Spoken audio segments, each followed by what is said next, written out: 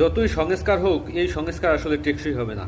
মির্জা আব্বাসের কথা শুনেন যে মির্জা আব্বাস সাহেব তিনি কি বক্তৃতায় কি বলতেছেন। ওদের কলমের কোন সংস্কার আমরা সহজে মেনে নেব না। তো বুঝতেই পারতেছেন সংস্কার যতই হোক তারা সংস্কার মেনে নেবে না, এবং এই সংস্কার তারা ক্ষমতা আসার পর সবকিছু তারা পাল্টে দেবে, সবকিছু তারা যেই সেই করে নেবে। ঠিক আছে, তো এখন যদিও তারা বলে যে সংস্কার পক্ষে মির্জা ফখরুল ইসলাম আলমগীর তিনি বলতেছেন যে সংস্কারের কথা তো আমরাই বলতেছি, তাও কি বলতেছে নির্বাচনের জন্য যতটুকু সংস্কার দরকার ততটুকু সংস্কার করতে হবে।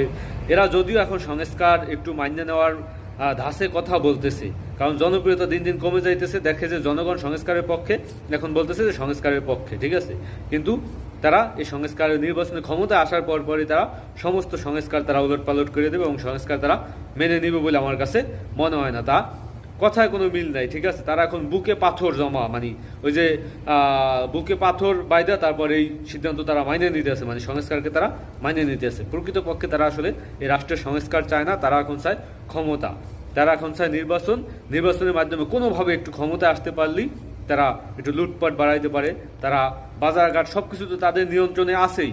এখন একটু যদিও এখন বিভিন্নভাবে মিডিয়ায় আইসা পড়ে, তখন হয়তো মিডিয়ায় আপনারা দেখতে পাবেন না, কারণ তারা নীরবে নিবৃত্তিতে এইভাবে দুর্নীতি লুটপাট তারা করে দেবে। একটা আপনি বুঝেন না, 5ই আগস্টের পর বিএনপির অন্তকন্দলে বিএনপির মারামারিতে 70 জন নিহত হয়েছে পর্যন্ত। আপনি বলেন 5ই আগস্টের আগে আপনার শেখ হাসিনা যখন ক্ষমতায় ছিল তখন এক বছরও বিএনপির হামলা হয় নাই, নিজেরা মারামারি করে এত লোক মারা যায় নাই যতটা না 5ই আগস্টের পর এই বাজার দখল, ঘাট দখল, রাস্তা দখল, এই দখলদারিত্ব নিয়ে তাদের ভিতরে মারামারিতে 70 জন মারা গেছে। এবং এমনকি ইফতার পার্টি, যারা একটা ইফতার পার্টি সামাল দিতে পারে না, একটা ইফতার পার্টিতে গেলে যাইও তারপর যুবদল ছাত্রদল মারামারি, সেখানেও অনেক মানুষ মারা গেছে ইফতার পার্টিকে কেন্দ্র করে। তো বুঝতেই পারতেছেন, এবং কত মানুষ আহত হয়েছে তার কোনো হিসাব নাই। যারা নিজে একটা ইফতার পার্টি সামাল দিতে পারে না, তারা রাষ্ট্র কীভাবে সামাল দেবে? আমরা তো দীর্ঘদিন দেখছি, দীর্ঘ 53 বছরে একটা এয়ারপোর্ট পর্যন্ত তারা সামাল দিতে পারে না, একটা এয়ারপোর্টে প্রবাসীদেরকে নিরাপত্তা দিতে পারে না, একটা লাগেজ পর্যন্ত সামাল দিতে পারে নাই। তাদের হাতে এখন রাষ্ট্র তুলে দিয়ে তাদেরকে ভোট দিয়ে ক্ষমতায় এনে জনগণ কি দ্বিতীয়বার এই হুমকির মুখে পড়বে?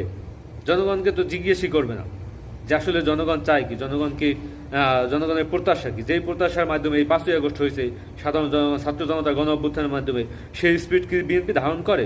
আদৌ বিএনপি ধারণ করে না। বিএনপি ক্ষমতায় আসার জন্য এখন উন্মাদ হয়ে গেছে।